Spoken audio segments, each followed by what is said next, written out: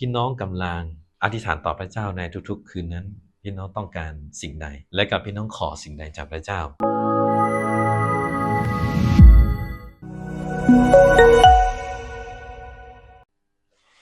สวัสดีพี่น้องที่รักในองค์พระเยซูคริสต์เจ้ายินดีต้อนรับพี่น้องเข้าสู่รายการ Hope Devotion มื้อนี้ผมกับข้าน้อยอาจารย์ซีมอนใจกล้าซึ่งเป็นศิษยาภิบาลของคริสตจักรน้ำเห็นชีวิตเวลานี้ข้าน้อยจะนำถ้อยคำของพระเจ้ามาหนุนใจพี่น้องและก็เอามาศึกษาด้วยกันในเวลานี้ซึ่งข้าน้อยก็อยากจะให้พี่น้องที่จะเบิ่งว่าในปัจจุบันนี้สถานการณ์ที่เรากำลังประสบอยู่ในปัจจุบันนี้อย่างเช่นเรื่องของการกินดื่มเรื่องของการงานหรือธุรกิจต่างๆและการใช้ชีวิตของเราในสังคมซึ่งเรากำลังเผชิญกับปัญหาเหล่านี้ที่เกิดขึ้นในชีวิตจริงของพวกเราแต่ข้าน้อยก็อยากจะรู้ว่าพี่น้องกำลังอธิษฐานต่อพระเจ้าในทุกๆคืนนั้นพี่น้องต้องการสิ่งใดและกับพี่น้องขอสิ่งใดจากพระเจ้าเรื่องอาหารการกินหรือบเรื่องการงานที่ดีตำแหน่งหรือสังคมที่ดีสิ่งเหล่านี้แม่นบอที่ข้าน้อยอยากจะถามพี่น้องว่าพี่น้องกำลังอธิษฐานสิ่งนี้ต่อพระเจ้าหรือบ่ซึ่งในมื้อนี้ข้าน้อยจะนำหัวข้อที่มาหนุนใจพี่น้องและก็ศึกษาด้วยกันในหัวข้อพระเจ้าประทานสิ่งที่ดีกว่าเราต้องการพระเจ้าประทานสิ่งที่ดีกว่าแนวใดนั้นให้มาศึกษาด้วยกันคำตอบจะอยู่ที่พระคัมภีร์ในพระคัมภีร์กิจการบทที่3ข้อ1ถึงข้อ10ถ้าผู้ใดมีพระคัมภีร์เราสามารถเปิดและอ่านด้วยกันในกิจการบทที่3ข้อ1ถึงข้อ10กล่าวว่าวันหนึ่งเปโตรกับโยฮันได้ขึ้นไปที่พระวิหารในตอนบ่าย3 โมงเพราะเป็นเวลาภาวนาอธิษฐานทานเข้าพระวิหารมีชื่อว่าประตูงามมีชายคนหนึ่งเป็นคนเปี้ยมาแต่เกิดแต่ละวันเราก็ได้ถึงหารมาไว้ที่นั่นเพื่อขอทานนำคนที่เข้าไปในพระวิหารเมื่อเราเห็นเปโตรกับโยฮันกำลังเข้ามาเราจึงขอทานนำ2 คนนี้เปโตรและโยฮันได้จ้องตาเบิ่งเราและเปโตรก็กล่าวว่าจงเบิ่งพวกเราดังนั้นเราจึงเบิ่งเปโตรและโยฮันโดยนึกว่าตนจะได้รับสิ่งที่ดีสิ่งหนึ่งจากท่านทั้งสองฝ่ายเปโตรก็กล่าวแก่เราว่าเงินและคานเฮาบ่มีแต่สิ่งที่เฮามีอยู่นั้นเฮาจะให้แก่เจ้าคือในพระนามแห่งพระเยซูคริสต์เจ้าภายในเสด็จจ้องย่างไปแล้วเปโตรก็จับมือขวาของชายคนนั้นดึงขึ้นในทันใดนั้นตีนและข้อตีนของเราก็มีแหงเราก็โดดยืนขึ้นและเริ่มต้นย่างไปมาแล้วเราก็เข้าไปในพระวิหารพร้อมกับทั้งสองทั้งย่างทั้งเต้นและทั้งสรรเสริญพระเจ้าประชาชนทั้งหลายซึ่งอยู่ในที่นั่นได้เห็นเราย่างไปมาและสรรเสริญพระเจ้าจึง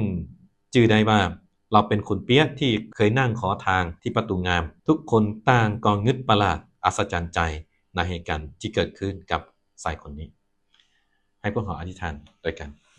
สาธุการพระเจ้าสรรเสริญพระองค์ที่พระองค์ทรงให้พวกลูกมีโอกาสและก็มีลมหายใจที่จะรับใช้พระเจ้าต่อไปพระบิดาเจ้าข้าในโอกาสนี้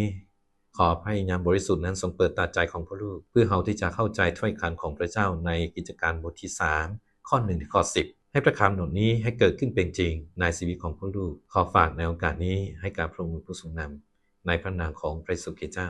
อาเมนพี่น้องที่รักในองค์พระเยซูคริสต์ถ้าเราอ่านจากกิจการบทที่3ข้อ1ถึงข้อ10นี้จากข้อที่1ถึงข้อ2เราจะเห็นว่าเหตุการณ์นี้มันเป็นเหตุการณ์ที่เกิดขึ้นในบริเวณพระวิหารซึ่งก็จะมีอยู่ในที่นี้ก็จะมีเปโตรโยฮันและก็คนเปี้ยในที่นี้พระคัมภีร์ได้บันทึกว่าคนเปี้ยมาตั้งแต่เกิดเป็นหยังพระคัมภีร์จึงบ่ได้บอกชื่อของคนเปี้ยคนนั้นตามปกติก็ต้องบอกชื่อของคนเปี้ยแต่เป็นหยังพระคัมภีร์ตอนนี้บ่ได้บอกชื่อของคนเปี้ยแน่นอนว่ามีความหมายและพระคำตอนนี้กำลังที่จะสอนอย่างใดอย่างหนึ่งให้กับเราเข้าใจถึงประเด็นนี้เดี๋ยวเราจะมาศึกษาด้วยกันและที่สำคัญในเวลานี้ก็จะเป็นเวลาของบ่าย3 โมงซึ่งในทางเข้าของประตูงามในบริเวณของพระวิหารในอิสราเอลซึ่งเป็นเวลาการพระมาอธิษฐานของคนอิสราเอลและก็ปกติกับแต่ละมื้อนั้นเราก็ได้ถือหามมา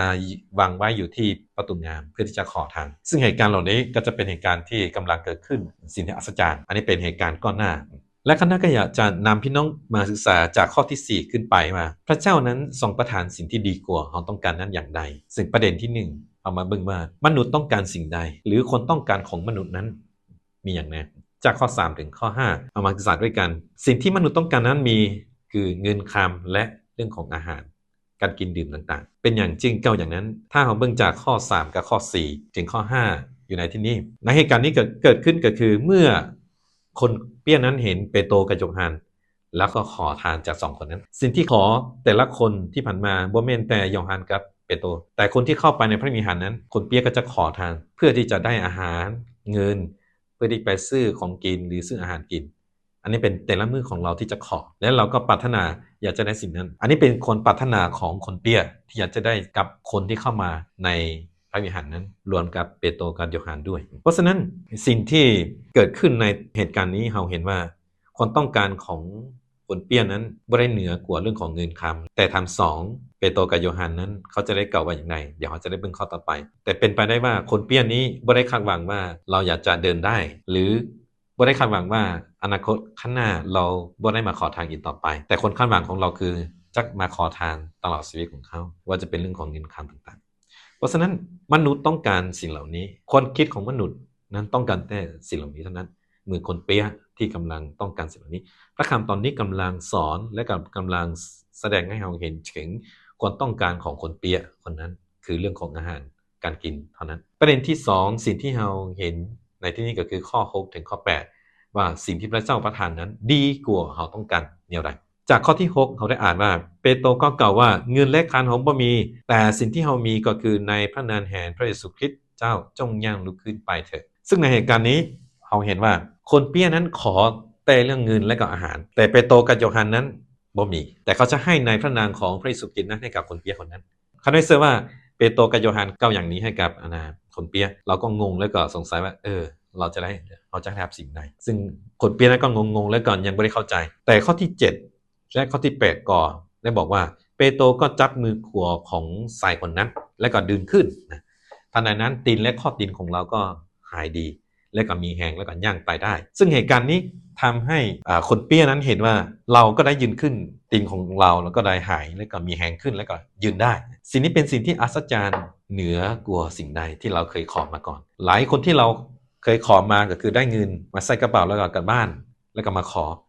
แต่ในที่นี้สิ่งที่ดีกว่าก็คือเราไม่ได้เงินแต่เราสามารถยืนได้ย่างได้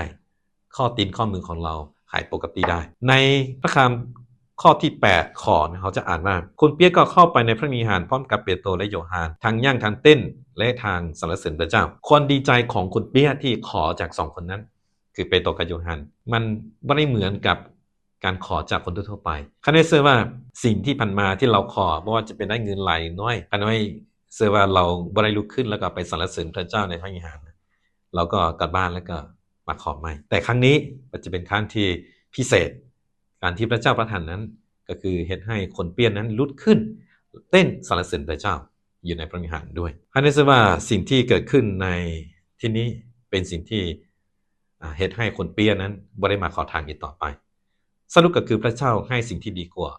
คนเปียนั้นต้องการก็คือบ่แม่นเงินคำแต่เป็นชีวิตใหม่เป็นร่างกายใหม่ให้กับคนเปียคนนั้นอันที่2ก็คือนอกจากดีกว่าที่มนุษย์ต้องการหรือดีกว่าที่คนเปียนั้นต้องการแล้วมันดังก้องไปทั่วอย่างอัศจรรย์ด้วยอย่างเช่นเฮาเบิ่งจากข้อที่9ถึงข้อที่10ได้บอกว่าประชาชนทั้งหลายซึ่งอยู่ในที่นั่นทุกคนก็ต่างก็งึดประหลาดใจในเหตุการณ์ที่เกิดขึ้นกับคนเปียคนนี้ซึ่งเขาประหลาดใจว่าเป็นอย่างคนเปียนี้ยังได้ที่ผ่านมาคนเปียนี้ก็นั่งขอทางอยู่ในประตูน้ำเท่านั้นตั้งแต่เกิดมา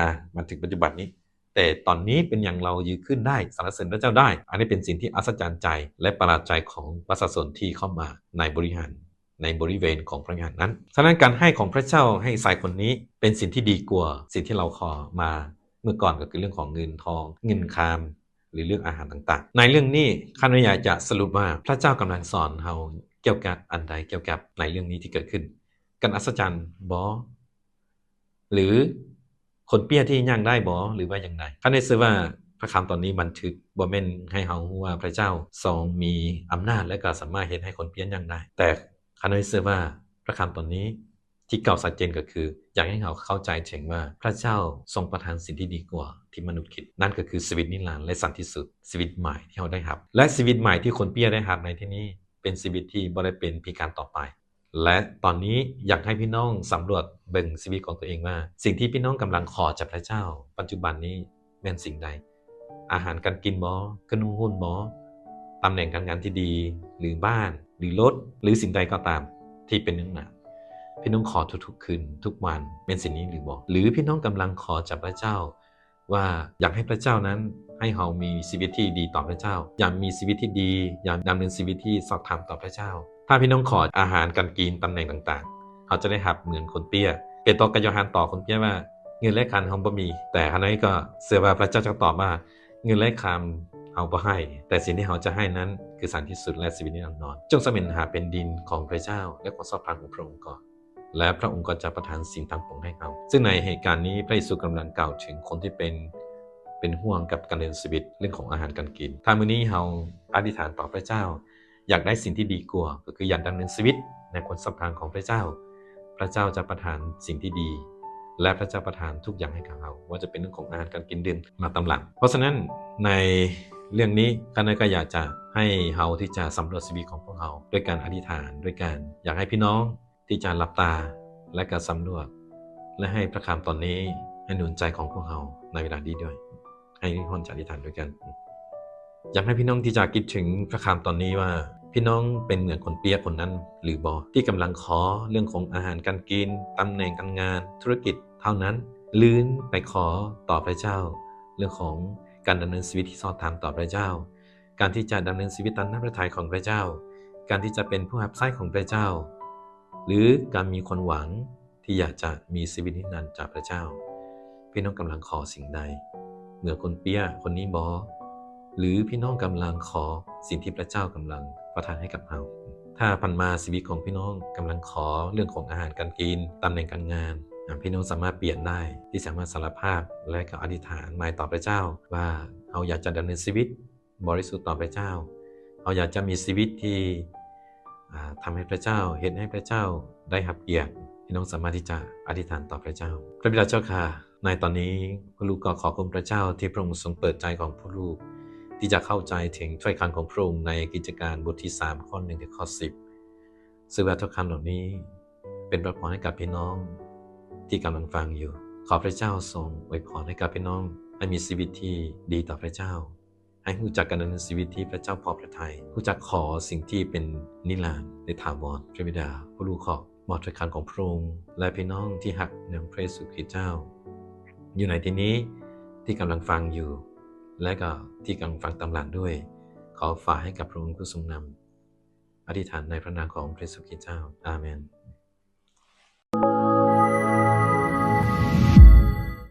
พี่น้องก็สามารถเป็นส่วนหนึ่งในการผลิตรายการต่างๆของพวกเราได้